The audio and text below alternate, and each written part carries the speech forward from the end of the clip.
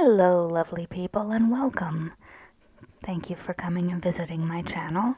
Today I am doing another one of Dena Tollefson's lovely challenges. The theme for this challenge is underwater, so it's the hashtag underwater art challenge. And I have a suspicion that a lot of people are going to be doing something similar to what I'm doing here, and that is to do a painting of koi, because koi are so cool. And it's just a suspicion I have. We'll see if I'm correct or not. Anyhow, what I'm doing here is attempting to paint a koi. They're such neat looking fish. They're so beautiful and elegant. And so what I did was I started by drawing the outline of the koi, and then I'm working in the background. I am using, as you can see, Liquitex Basics acrylic paints for this project. And so I'm trying to work in the background with a mixture of a couple of different shades of blue. I don't want it to stand out too much and contrast the different shades of blue, but I do want it not to be just one flat color. So I've worked in a couple of layers here with a couple of blues, and there's also some white involved. And I'm just trying to make the blues be a little bit swirly, not flat and straight, and a little bit mixed, not entirely one shade, just to add a little bit of texture and interest.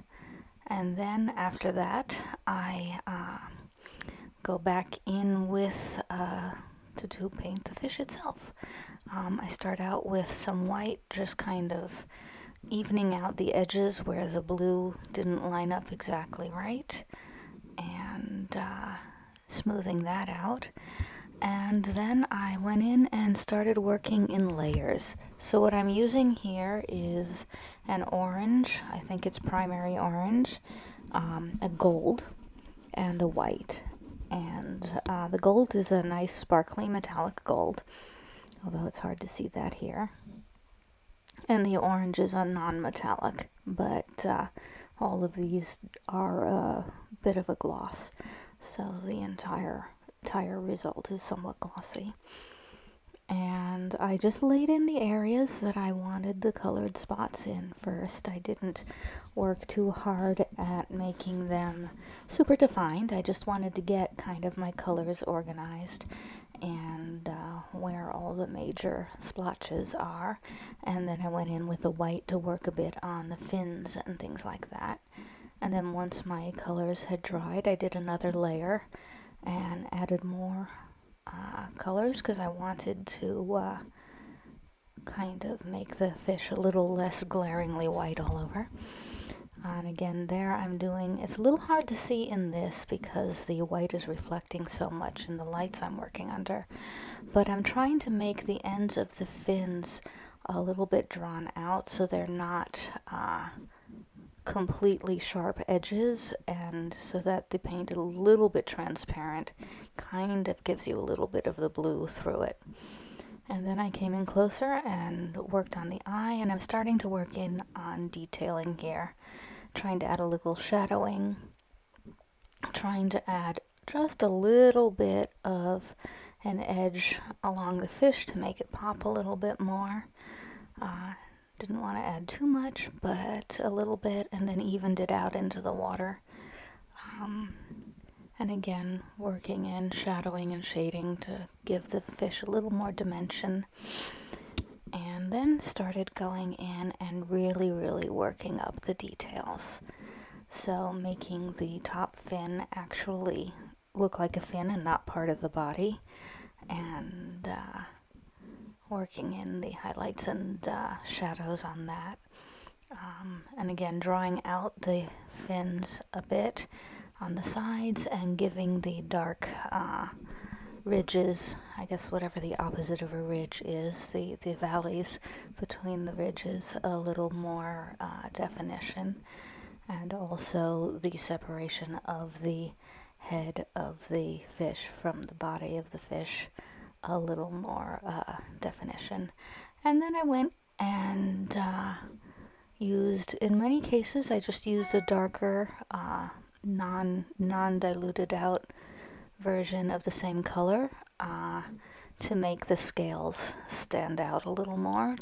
I didn't go in and paint every single scale in, but I tried to put in the texture to give you more of an idea of scales, and also went in actually with the blue to try to give the fins less of a sharp edge, kind of giving them little ripples so that they didn't just look like flat objects but looked more realistic, because the edges of fish's fins are often a little bit wobbly, or I don't want to say ratty or torn up, but they're definitely not a single line edge.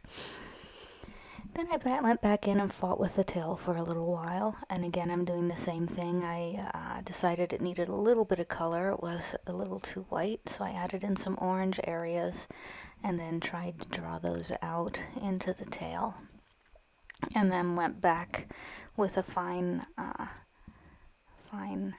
brush and put in again the little lines between the sections of the tail, and just kind of went back and forth for a while working on these details and letting things dry, looking at them, deciding what needed a little bit more work, adding a little bit more color, trying to give the fish a little more roundness.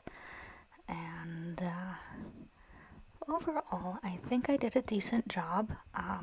I need to do a little more experimenting with painting animals and fish and creatures and making them not just look like a flat object on the canvas. I'm very happy with the way the eye came out.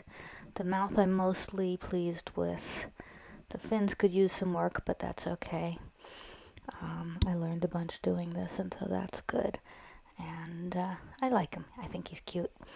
So at the end, I also decided to experiment. I wanted to try to push the fish down into the water a bit and not have him look like he was kind of just floating on top of it, sitting there. So I tried doing some kind of blue streaks across the top, and this may or may not have been effective.